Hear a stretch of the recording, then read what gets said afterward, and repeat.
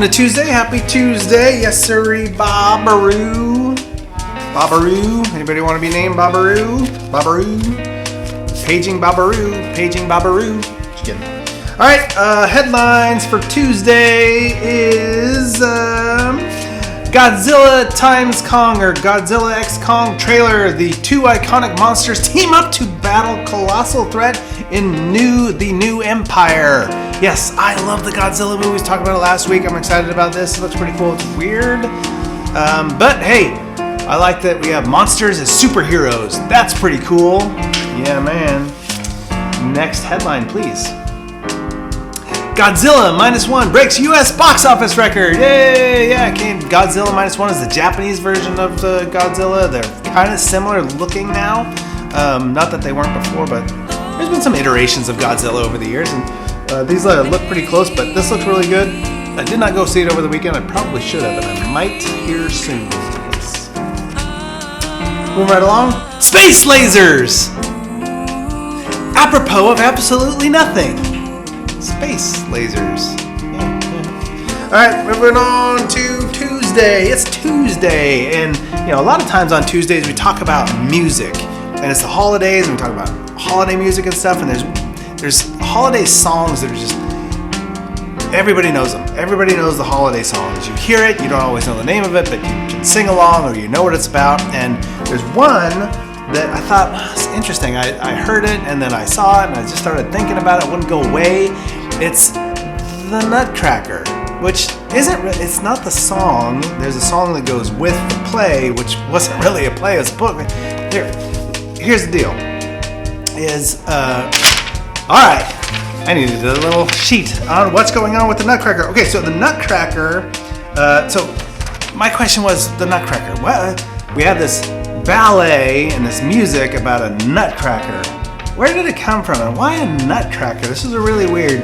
And I get it, I get the story, it's a kid's dream, blah, blah, blah. But Nutcrackers, why were they even shaped like this anyway?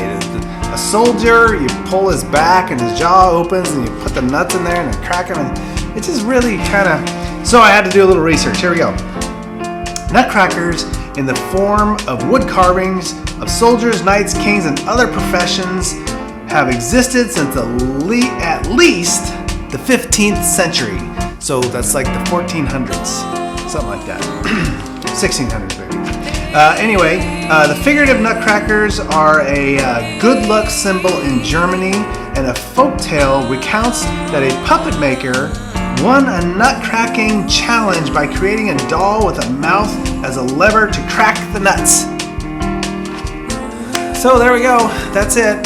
Someone carved a doll out of wood and then decided to make it a nutcracker. I don't, The creative mind, you can't judge the creative mind.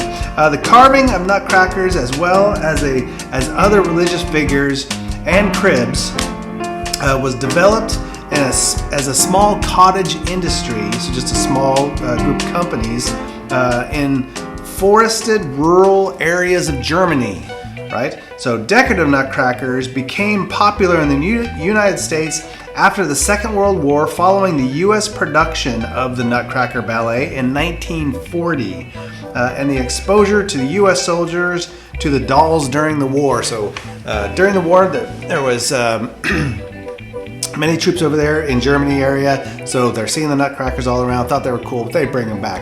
Also during that time in 1940, just before World War II, the production, the first U.S. production of the Nutcracker Ballet happens. So the timing is right. And you say, well, that just started in the U.S. Well, no. The ballet itself, actually, based on a 1816 short story, The Nutcracker and the Mouse King, in which a young Mary Stahlbaum's favorite Christmas toy, the Nutcracker, comes alive, and after defeating the evil Mouse King in battle, whisks her away to a magical kingdom populated by dolls.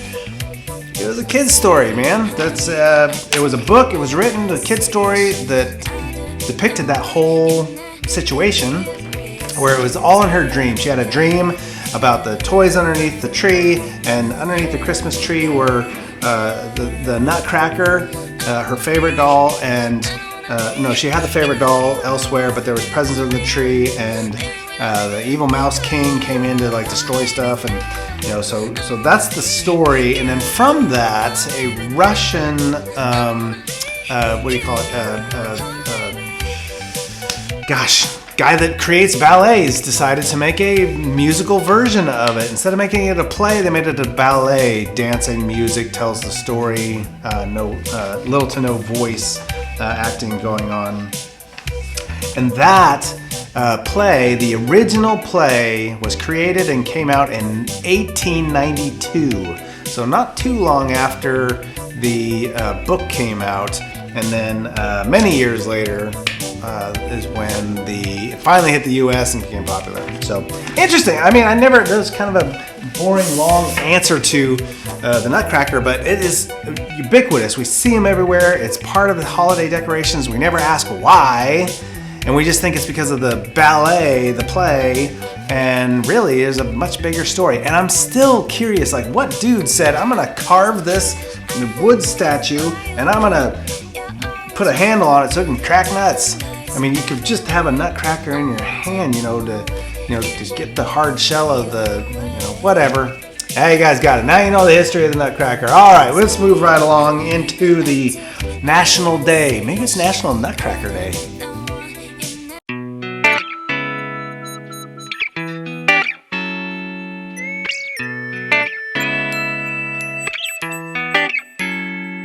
Good morning, everybody. It's Tuesday. Yeah, just Tuesday. But it's Tuesday in what month? The month of December. The ho-ho-ho month. Yeah, it is. So today's National Day is not a national day. It's a world day. That means everybody, right? It's World Trick Shot Day. How many TikToks and YouTubes and Instagrams do you see out there with these guys? They're shooting a ball, usually basketball. They're shooting it off the top of a roof, and it's going through a parking garage and down an elevator and into a dump truck and into a basket. I mean, they're crazy. I've seen some real Lulus out there, and I wonder, is it really a trick shot, or that it's a trick camera app shot? But some of them are really, really good. I've seen some where people are out on the lake and they're water skiing and they cross each other, and the person in the other boat is throwing the ball between the two that cross to another boat that has a hoop in it. All kinds of crazy stuff. I don't know if any of you've tried a trick shot. I was lucky if I even make a basket on the court, let alone make it be. That is a trick for me, huh? That's my trick shot. But that's the day. It gets a world day. World Trick Shot. Ooh, it's even a tongue twister for me right now. World Trick Shot Day. I'm not saying it again. But you guys have a great day on you know what day.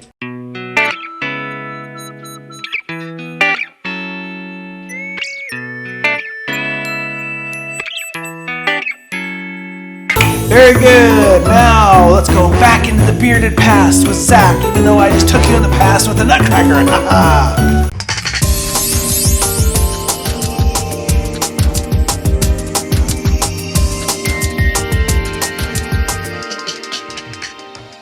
It's Tuesday, December 5th. Welcome, you guys. I hope you're all having a wonderful morning.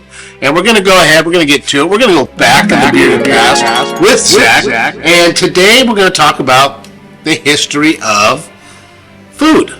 But instead of doing a food, we're going to do a very popular drink that really only comes out this time of year called eggnog. How many of you guys like it out there? Personally, I'm not a fan, actually. I think I've had eggnog once in my life. But I know for a lot of folks, they love it. And I know for those who like to drink as well, it's good with, I believe, brandy and other, whatever you decide, I guess, you want to put in it. But here we go. So the origins, the ingredients used to make the original eggnog drink, that's still completely up for debate. Okay, nobody was sitting around watching the first person do this. Nog, though, if you look in the Oxford English Dictionary, nog was a kind of strong beer brewed in East Anglia. The first known use of the word nog was in 1693. So alternatively, nog may stem from noggin, a Middle English term for a small carved wooden mug used to serve alcohol. Also, another word used in early eggnog is Posset. Posset, a curdled beverage of milk in either wine or ale. It was a popular beverage in Britain that may have been the precursor to eggnog. Some monks would actually add eggs and figs to the posset.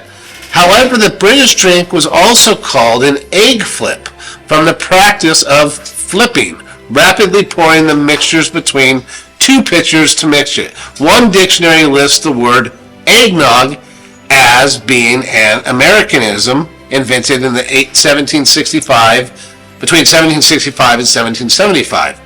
Babson College professor Frederick Douglass, Opie, wrote that the term is a combination of two colonial slang words. Rum was referred to as grog, and bartenders served it in small wooden mugs called noggins. The drink first became known as egg and grog, and later as eggnog.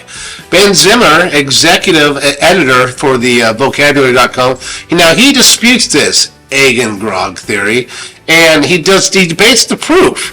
But if you come back around, you look at the Scottish term nug or nugged ale, meaning ale warmed with a hot poker. So it's very interesting, a lot of debate. They say the first recipe for this posset came about in the 17th century recipe.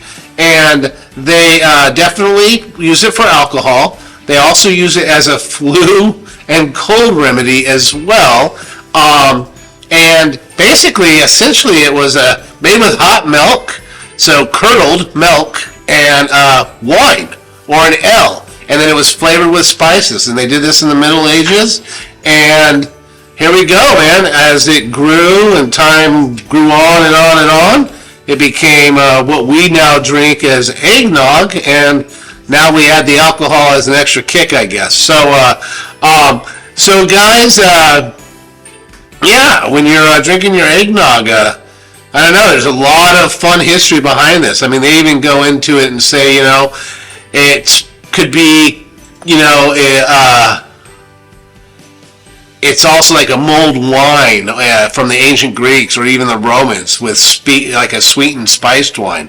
So there's a lot of debate here on this one, and if you actually can come up with more history and more information, that'd be great, guys. Take care. Have a good one, man. Enjoy your egg and nugget.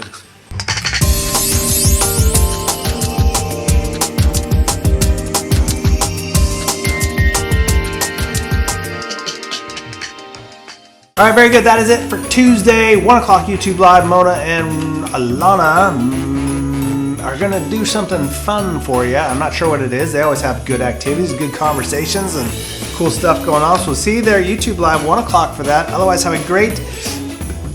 Wait a minute. We're not throwing these. Have a great Tuesday, everybody. In the meantime, I'm going to decorate our Christmas tree here with another card. Yes, if you got a small tree at home, decorate the tree with the Christmas card you get. Very cool. By the time we get there, we'll be fully decorated. Very cool style. All right, guys, have a great Tuesday, everybody. We'll see you soon.